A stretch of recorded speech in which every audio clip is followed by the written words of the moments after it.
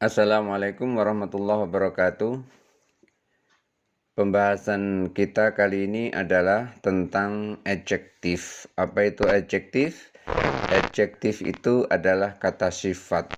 Pembahasan yang pertama, kind of adjective, macam-macam kata sifat. Karena kata sifat itu jumlahnya ada banyak. Karena itu kita bahas tentang macam-macam adjektif. Dalam pembahasan kind of adjective ini, yang kita bahas pertama adalah the main kind. Jenis utamanya kata sifat atau jenis utamanya adjektif itu ada 6. Apa 6 macam jenis utama kata adjektif itu? Yang pertama, demonstrative adjective. Demonstrative adjective itu seperti this ini, that itu, this ini dalam bentuk jamak, those itu dalam bentuk jamak. Jadi jamak dari this adalah this dan jamak dari that adalah those. Ini disebut dengan demonstrative adjective atau kalau dalam bahasa Arabnya itu disebut dengan isim isyarah. Yang kedua, distributive adjective. Apa itu distributive adjective? Seperti each, masing-masing, every, setiap, either, artinya tidak juga, neither, juga tidak juga artinya seperti itu. Ini contoh dari distributive adjective. Berikutnya adalah quantitative adjective. Kalau dilihat dari segi kuantitatif itu kan berarti kuantitas itu, jumlah.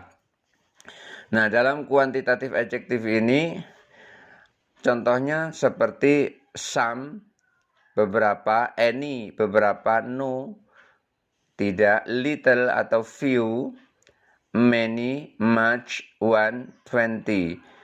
Ini merupakan salah satu dari contoh-contoh kuantitatif adjektif. Berikutnya interrogative adjektif. Interrogatif itu kalimat tanya. Kalimat tanya bisa menggunakan kata adjektif seperti which, yang mana, what, apa, whose, siapa. Jadi ketika kita menggunakan interrogative adjektif itu bisa menggunakan kata-kata which, bisa menggunakan kata-kata what, bisa menggunakan kata-kata whose. Which book is this? Umpamanya begitu. Atau misalnya menggunakan whose. Whose book is this? Dan seterusnya. Berikutnya adalah possessive adjective. Possessive itu pemilik atau dalam bahasa Arab itu disebut dengan li untuk milik, li harfu jarin untuk milik. Jadi possessive adjective itu seperti my, your, his, her, its, our, your, their. Contohnya my book, your book, his book, her book, its book, our book, your book, their book. Kalau my book berarti bukuku, your book bukumu, his book bukunya, her book bukunya untuk perempuan, its book bukunya, tapi untuk yang tidak berakal, our book buku kita, your book buku milikmu, their book buku milik mereka. Berikutnya adjektif bisa juga sebagai quality atau kualitas. Maka pada pembahasan ini adalah adjective of quality. Jadi adjektif untuk kualitas. Seperti apa adjective of quality itu? Seperti clever, pintar, dry, kering, fat, gemuk, golden, emas, good, bagus, heavy, berat. Inilah kind of adjective, macam-macam kata sifat dalam pembahasan the main kind. Jadi jenis-jenis utamanya kata adjektif. Berikutnya participle use as adjective. Participle digunakan sebagai kata sifat. Jadi participle ini bisa juga digunakan sebagai kata sifat. Both present participle ing and past participle ed, baik present participle ing maupun past participle ed, can be used as adjective, bisa digunakan sebagai kata sifat atau sebagai adjektif. Seperti apa? Contohnya, the play was boring. Drama itu membosankan. The audience was bored. Penontonnya telah bosan. The work was tiring. Pekerjaan itu melelahkan. The workers were soon tired. Para pekerja itu cepat lelah. Nah, pada bentuk participle yang digunakan sebagai adjektif ini bisa menggunakan present participle seperti was boring, the play was boring. Bisa juga seperti the work was tiring. Dan juga bisa menggunakan past participle dalam bentuk past. Seperti apa? Seperti was bored. The audience was bored. Atau tired. The workers were soon tired. Baik, menginjak pada pembahasan berikutnya. Yang kedua yaitu position of adjective. Posisi kata sifat. Di mana letak kata sifat itu? Kata sifat ini agak berbeda dengan yang lain. Kalau dalam bahasa Arab, kata sifat itu di belakang kata yang disifati. Tetapi kalau dalam bahasa Inggris, itu kata sifat itu letaknya lebih berada di depan kata yang disifati. Oleh karena itu yang kita bahas pertama adalah adjective before the noun. Example, kata sifat sebelum kata bendanya. Contohnya, yaitu kata sifat itu berada pada sebelum kata bendanya. Contohnya, this book, buku ini. Kata sifatnya adalah this, yang disifati adalah book. Justru di depan kata sifatnya, this book, buku ini. Which boy, anak laki-laki yang mana? Which kata sifat, boy itu yang disifati. My dog, anjingku. My itu adalah kata sifat, dog itu yang disifati.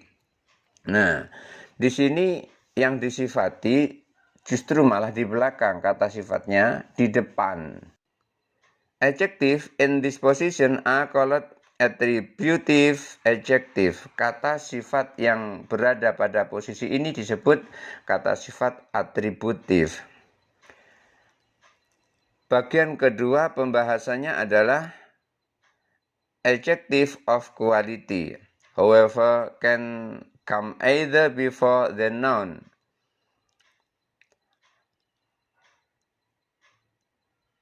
Adjective quality itu adalah merupakan kata sifat kualitas. Namun kata sifat kualitas dapat muncul sebelum kata bendanya. Seperti apa contohnya? A rich man, seorang pria kaya.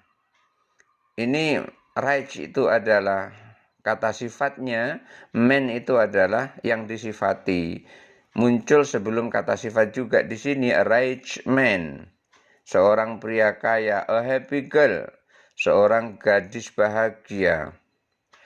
Or after a verb such as be, become, seem, atau muncul setelah kata kerja seperti be, become yang artinya menjadi, seem artinya tampak. Contohnya apa? Tom become rich. Tom menjadi rich. Jadi rich itu setelah become. Maka rich ini adalah merupakan kata sifat. Tom become rich. Tom menjadi kaya. Anna seem happy. Anna tampaknya bahagia. atau Ana terlihat bahagia. Jadi happy di sini muncul setelah sim. Maka happy ini merupakan kata sifat yang muncul setelah sim. Oleh karena itu kata sifat itu bisa muncul setelah to be atau become atau setelah sim. Pembahasan berikutnya yang ketiga yaitu order of adjective of quality. Urutan kata sifat kualitas. A very usual order is adjective of. Urutan yang cukup umum adalah kata sifat dari size, ukuran. Jadi urutannya itu seperti itu. Jadi yang pertama adalah merupakan adjective of size. Jadi adjective dari kata sifat ukuran. Yang kedua, adjective of general description, gambaran umum. Adjective of age, usia. Adjective of shape, bentuk. Of color, warna. Of material, materi. Of origin, asal. Of purpose, tujuan. These are really gerund used to form compound noun. Tapi sesungguhnya semua ini sebenarnya adalah gerund yang digunakan untuk membentuk kata benda majmuk. Contohnya apa? Walking stick, tongkat jalan. Ini gerund dengan kata majmuk ditambah dengan kata yang lain. Walking gerund, stick itu kata benda yang lain. Jadi digabung jadi satu menjadi walking stick, tongkat jalan. Artinya tongkat untuk berjalan. Riding boots, sepatu berkuda. Artinya sepatu itu dipakai untuk menaiki kuda. A long sharp knife, pisau tajam yang panjang. Itu dari kata-kata long, sharp, knife. Ini merupakan gabungan atau komponen, gabungan kata. A knot, plastik bucket, ember, plastik bekas. An elegant French dog, dermaga Prancis yang elegan. Ini semua sesungguhnya adalah komponen, susunan dari komponen. Pada pembahasan ini, pembahasan urutan-urutan kata sifat, mulai dari size, general, age, dan seterusnya, ini sesungguhnya adalah merupakan komponen. Jadi, gerund yang digunakan dalam bentuk komponen atau kata majmuk. Pembahasan yang keempat, comparison, perbandingan. Kalau perbandingan itu ada yang dasar, ada yang menengah, dan ada yang tinggi. These are 3 degrees of comparison. Ada 3 tingkatan perbandingan. Apa 3 tingkatan perbandingan itu? Yang pertama adalah positif, yang kedua komparatif, dan yang ketiga superlatif. Apa contohnya positif itu? Contohnya dark, gelap. Maka komparatifnya adalah darker, lebih gelap. Superlatifnya adalah darkest, paling gelap. Tall, tinggi, itu positifnya. Tall, tinggi, ini positifnya. Komparatifnya taller, lebih tinggi. Superlatifnya tallest, paling tinggi. Contoh lain, useful, berguna, ini positifnya. Kemudian komparatifnya more useful, lebih berguna. Superlatifnya most useful, paling berguna. Di dalam perbandingan ini, comparison ini, ada sedikit perbedaan. Kalau suku katanya itu satu, maka komparatifnya ditambah er dan superlatifnya ditambah est. Tetapi kalau suku katanya itu lebih dari satu, maka komparatifnya ditambah more, dan superlatifnya itu ditambah most. Maka dark itu cuma satu kata, dark, satu kata. Maka komparatifnya adalah darker, ditambah er. Superlatifnya darkest, ditambah est. Tetapi useful itu ada dua suku kata. Use dengan full, ada dua kan? Nah, komparatifnya adalah ditambah more useful. Dan superlatifnya ditambah most useful. Begitu juga yang lain seperti beautiful. Berarti kalau beautiful itu misalnya positifnya, maka komparatifnya adalah more beautiful. Superlatifnya most beautiful. Begitu seterusnya. Pembahasan yang kelima, contraction with comparison. Mengkonstruksi dengan perbandingan.